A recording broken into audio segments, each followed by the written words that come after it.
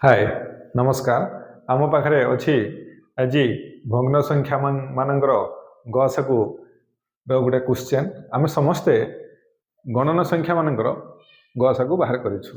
आज आसंतु देखिबा भग्न संख्या मानकर गसकु केमती बाहर करा जाए। एठी सिंपल बहुत सिंपल केवल आपण कोन करिवे जो भग्न संख्या मानकर लब अछि तार गसकु आडे बाहर करिवे आउ भग्न संख्या मानकर हरर लसकु बाहर करेंगे से दुटा को डिवाइड करदे जहाँ हम से तार आंसर।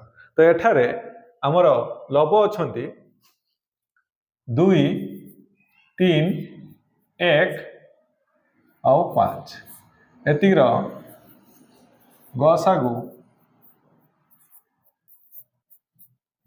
1 कारण एठारे सबुठारु छोट संख्या 1 अच्छी तेणु गसागु ओबियसली 1 हम आउ समस्त हर है 3 4 5 7 3 4 5 7 लसागु बाहर करवा लसागु इज इक्वल टू 4 3 12 5 60 7 420 ये समस्त आम गुणी देवु कहीं ये समस्ते परस्पर मौलिक अच्छा तेणु एम गुणनफल हम लसागु तेणु यार एनसर के 1/420 समस्त लबर गसागु हरण समस्त हरर लसागु हम ये भग्न संख्यार गसागु। धन्यवाद।